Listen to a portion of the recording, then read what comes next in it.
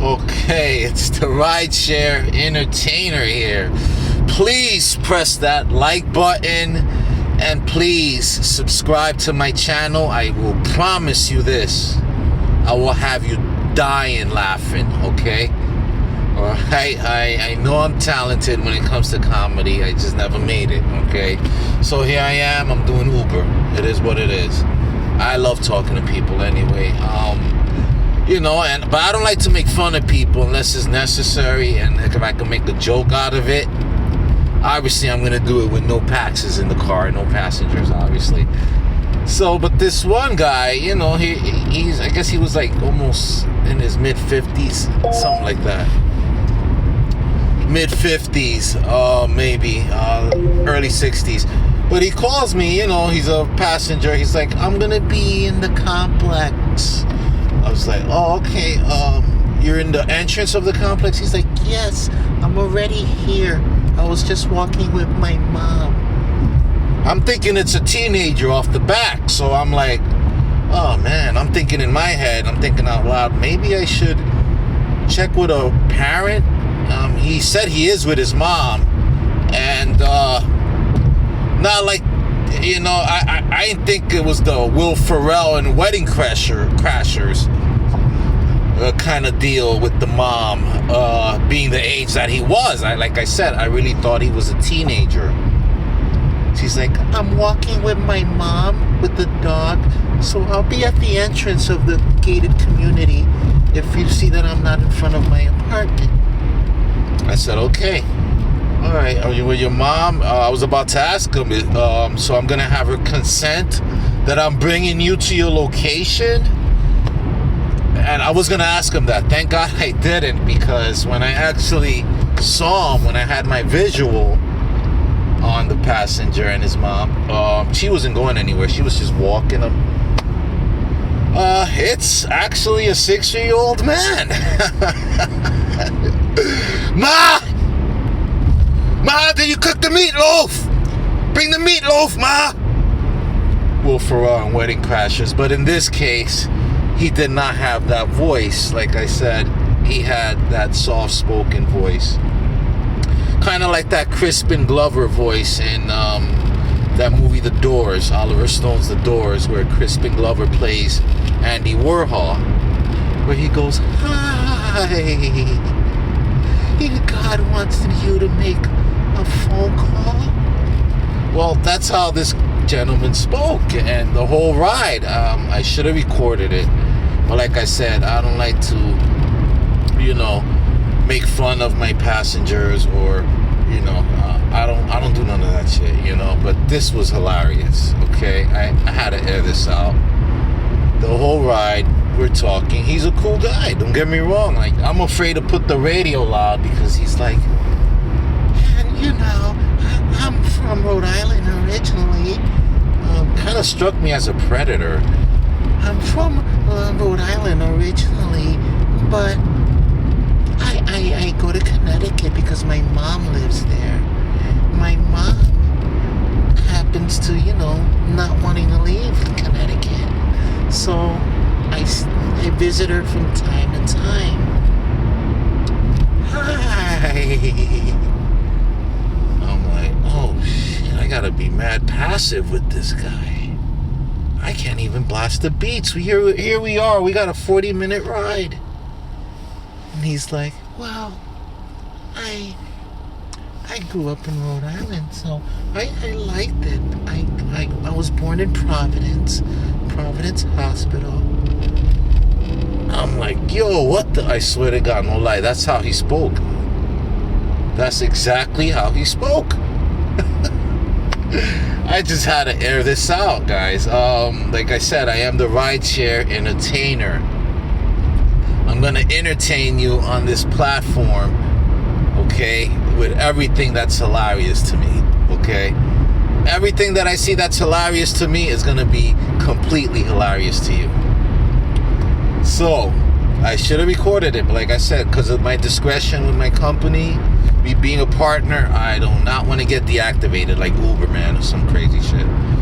Even though he had props, he was allowed to air shit out and have paxes come out in his dash cam and his videos and everything because he was Uberman. See, me, I can't do that. I don't have that juice. So all I can do is mimic whatever person I was with. I know that's not cool either. They're gonna feel mad uncomfortable if they get me. They're gonna be like, oh my God, you're not gonna make fun of me, are you, dude? Huh? You're not gonna make fun of me, are you? I hope not. I hope not, man. I will give you 1 star, man, if you fuck around and do that shit, man. I don't play that shit.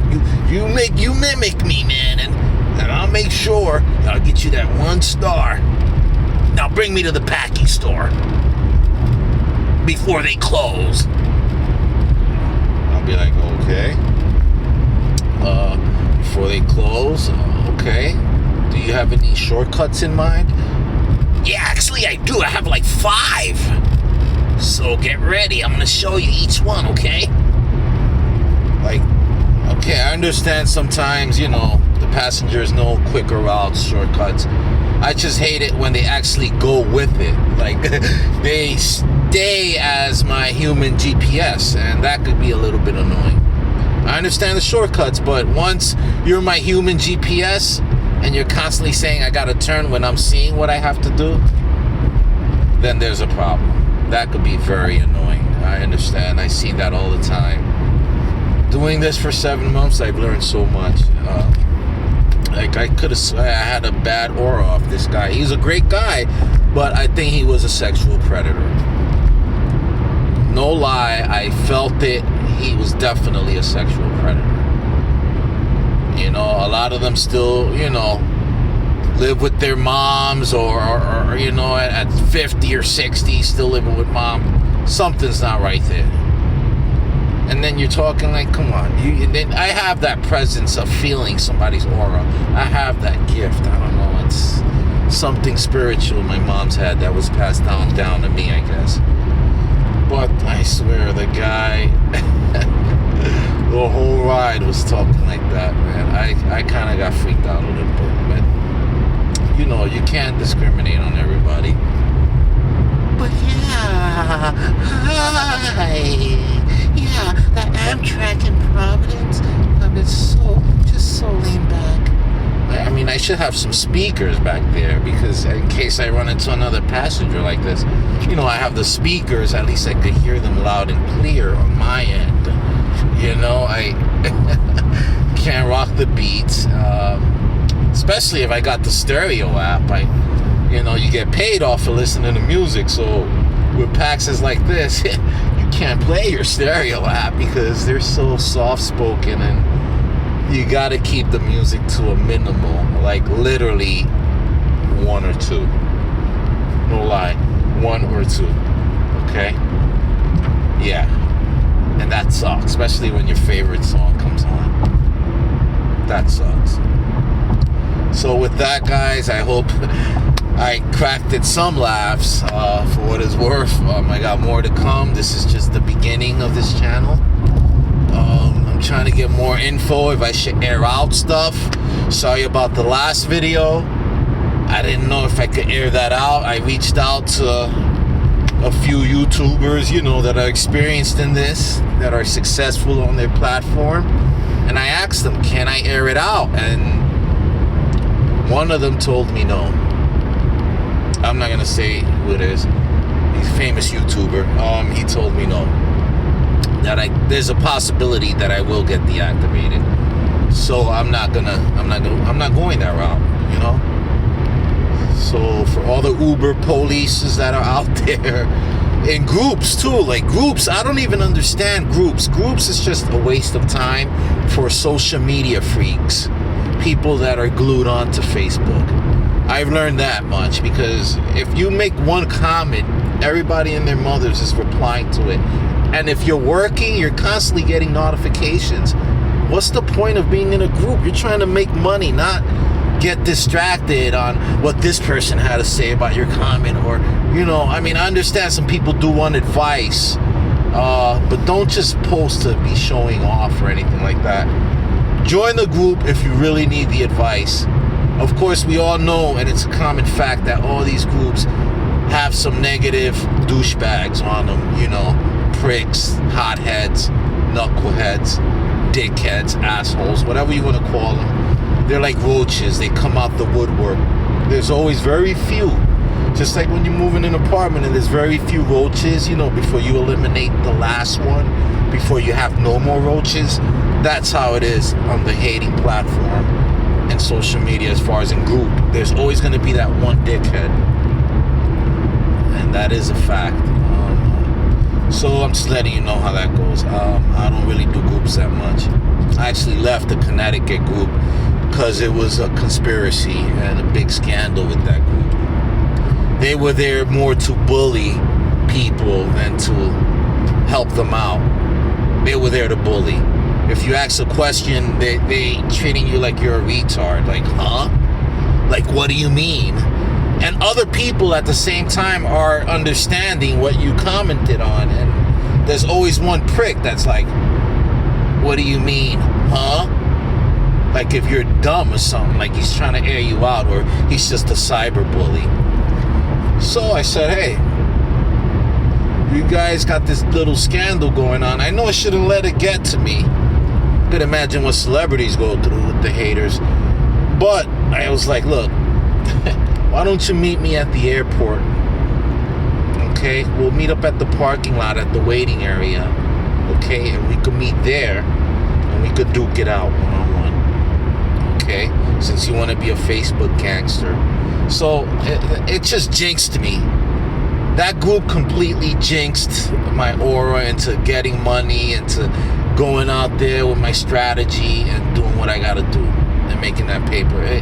They really jinxed me a lot that day. So I left the group. The place was a jinx. It's a scandal. I reported the group. It's a jinx. It's a hoax. It's fraud. It's fraud. So yeah, I advise you guys to join the right groups for Uber or Lyft or DoorDash or any platform that has to do with rideshare. Always join a positive group. Okay, the entrepreneur hangouts is pretty awesome. Uber, Lyft drivers in the West Coast is pretty awesome. Like, that's a damn shame. I have to go to another state to join a group because of all the negativity in my state, in a group, within the social media group. So, guys, I hope you like this video. Please subscribe and hit that notification button if you may. If not, I understand you don't want to laugh, you know.